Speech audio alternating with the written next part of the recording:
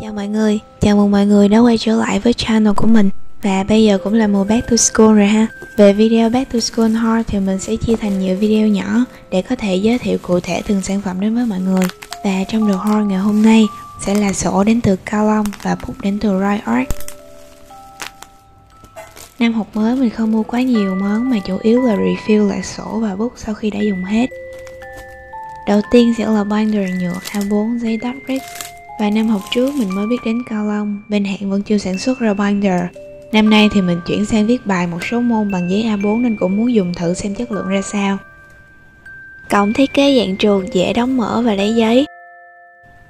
Bìa còng được làm bằng nhựa PP, mặt ngoài bóng còn mặt trong thì là có những đường vân chéo song song với nhau. Kế đó là Math Notebook A4, loại giấy bấm kim. Và đúng với tên vở mình chỉ dùng làm bài tập toán. Mình ấn tượng với dòng kẻ màu xanh lá và giấy trắng sáng, đếm sẵn số ô dọc theo hai chiều giấy. Giấy bấm kim thì còn dễ bước ra làm kiểm tra hay làm nháp nữa. Nhiều khi vẽ hình sai mình xé cũng không sợ làm hư nguyên quyển vở. Năm nay mình có sự lựa chọn khác là quyển vở giấy may giấy trắng ngà. Vở này thì sẽ hạn chế được sự xé giấy của mình. Với một phần mình thấy may dán giấy chắc chắn hơn xíu. Hình như quyển vở là sao kép này là mẫu mới. Mình thích bìa nhựa nhám này hơn nè. Hai lớp bìa dày vừa phải nên kết hợp lại khá chắc chắn. Là sao kép nhưng nhỏ, không bị vướng tay quá nhiều. Gấp đôi lại sẽ tiết kiệm được diện tích bàn học. Dùng giấy caro nhiều rồi nên mình cũng muốn đổi gió sang dùng giấy dot. Nhìn xa xa cứ tưởng là giấy trắng trơn. Dùng để ghi công thức tiếng Anh hay toán thì khá tiện và gọn nhẹ. Những môn không yêu cầu ghi chép quá nhiều, mình thấy quyển 80 trang là vừa đủ. Nếu mọi người không thích dùng bìa lò xo có thể dùng loại giấy may dán này. Giống kiểu của quyển Math Notebook giấy may nhưng bìa pastel và định lượng giấy được nâng lên đến 100 GSM. Quyển B5 Caro 200 trang này chắc chắn mọi người thấy xuất hiện trên clip mình rất nhiều rồi ha. Cơ mà so với quyển trước đây mà mình có thì mình thấy định lượng giấy được nâng từ 115 GSM lên 120 GSM.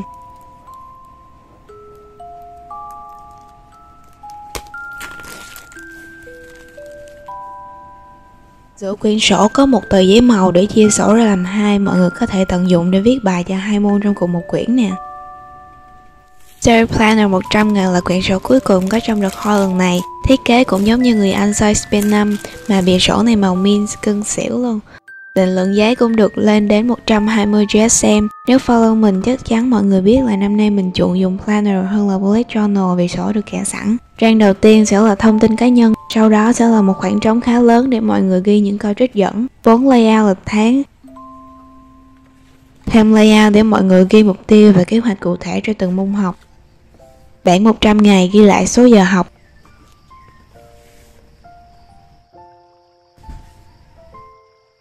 Và sau cùng là kế hoạch ngày. Cả một trang A5 cho mọi người tha hồ ghi chép và lên kế hoạch cụ thể. Có thêm một trang đánh dấu đầu tuần để biết bạn đang ở ngày thứ bao nhiêu trong chuỗi 100 ngày. Cuối quyển sổ cũng có khá giấy trắng, mọi người có thể tận dụng để ghi các checklist, take note hay ghi nhật ký trên chiếc journal cũng được luôn. Và bây giờ mình sẽ take note với những sản phẩm phía trên ha. Bữa giờ thì mình take note bằng giấy caro A4 của Cao Long gần hết chương trình ngữ văn 12 rồi. Cá nhân mình thì thấy dòng kẻ xám này hơi đậm chút xíu, mà mình viết văn khá nhiều chữ trông hơi ngộp nên mình muốn đổi sang dùng giấy dot để bài nốt trông thoáng hơn.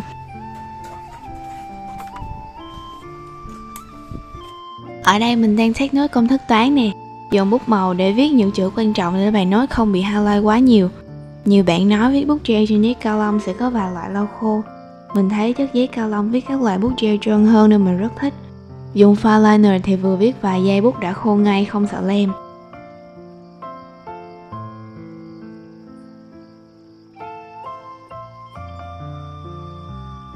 Cái công thức sau khi viết xong mình sẽ dùng highlight để đóng khung lại.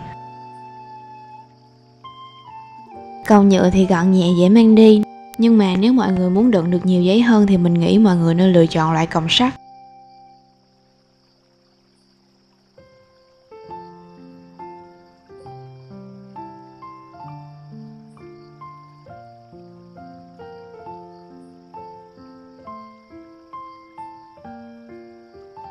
Mình cũng có viết một bài ghi môn văn bằng giấy chấm cho mọi người tham khảo thử nè.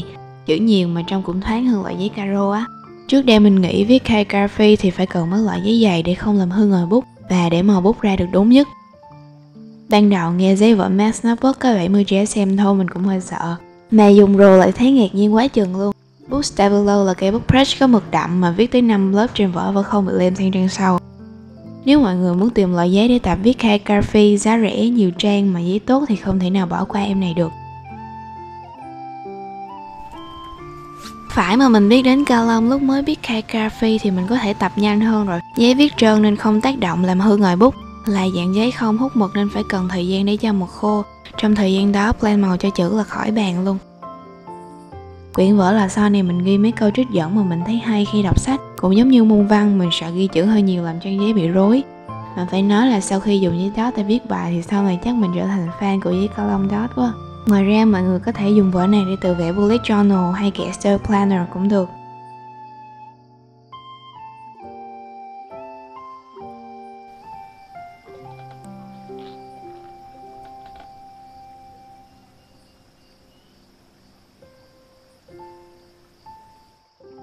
Mình sẽ kể thử một trang concept map từ vựng tiếng Anh cho mọi người xem qua. Từ mới mình sẽ dùng bút fineliner có màu để làm nổi bật chữ. Mình thế giấy 100 GSM dày nên dùng để ghi bài có thể plan màu thoải mái. Nói gì thì nói, mình không thể bỏ giấy rich được, vì nhiều lúc mình viết trên giấy dot không quá ngân hàng bằng giấy rich đâu. Kiểu concept map này thích hợp để ghi chép ít thông tin thôi. Nếu nhiều quá có lẽ kẻ bạn vẫn là tối ưu nhất. Sau khi viết xong, mình sẽ dùng bút highlight để đánh dấu lại các số thứ tự, từ mới trong câu ví dụ, đóng khung lại để phân chia các mục với nhau và nối lại với tiêu đề bài học. Trong đợt haul này không chỉ có sổ mà còn có bút nữa. Bút này đến từ Roy Art, một shop bán bút viết của Calong. Ở đây thì mình có Tomer Dual Brush Pen mạ bài 72, bút Staedtler Triplet ngòi 0.3 màu aqua blue. Thân bút thiết kế tam giác nên nếu lỡ làm rơi bút cũng không bị lăn quá nhiều hay lăn xuống bàn rồi mất tiêu luôn. Sau cùng sẽ là một em Staedtler Highlighter màu pastel sky blue. Tumblr thì chắc mình không cần phải nói nhiều vì mình nghĩ ai biết đến calligraphy cũng ít nhiều nghe qua tên em bút này. Bút Highlight Staedtler có đầu phát đặc biệt chút xíu nên mọi người có thể điều khiển lực để cho ra nét từ 1 đến 5mm. Không dùng quá nhiều lực, người bút sẽ cho ra nét highlight tầm 4mm. Vừa highlight hết chữ mà không sợ highlight hai dòng liên tiếp sẽ bị dính nhau. Về phần bút fineliner, người mảnh chỉ 0.3mm thôi. Thường thì các loại bút line có màu khác sẽ rơi vào tầm 0.38 đến 0.4mm. Nên nếu mọi người muốn dùng bút ngòi mảnh mà mau khô trên giấy Calong thì nên tham khảo qua dòng Staedtler Triplet này. Và mấy em bút này mình dùng để nốt mấy bài vừa rồi cho mọi người xem đó. Mình sẽ swap một vài dòng bút mà mình hay sử dụng cho mọi người xem thử. Sự khác biệt của giấy 115 GSM và giấy 120 GSM là khi viết các dòng bút brush đậm như Karin, E. coli hay là Winsor & Newton ở giấy 120 GSM, trang sau sẽ không bị hiện lên quá rõ.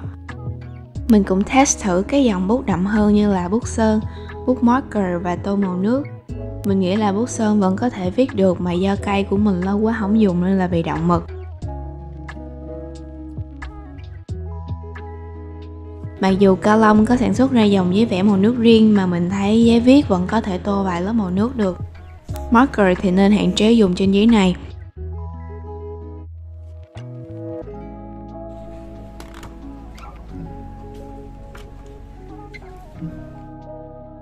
Cuối cùng mình sẽ dùng thử quyển Study Planner 100 ngày. Trang cover tháng thì mình chỉ việc ghi lại những mục quan trọng như bullet journal thôi. Mình ấn tượng với trang kế hoạch hàng ngày vì có nhiều chỗ cho mình ghi. Thiết kế đơn giản, dễ trang trí nếu muốn. Cuối trang có thêm một memo để mọi người nốt lại các thông tin quan trọng.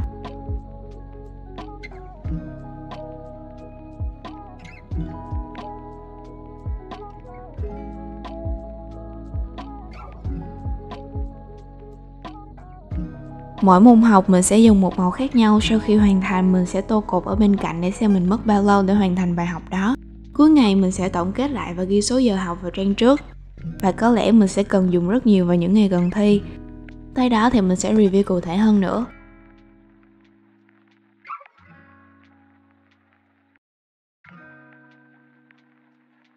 Và cảm ơn mọi người đã xem hết video này. Hẹn gặp lại mọi người trong video lần sau.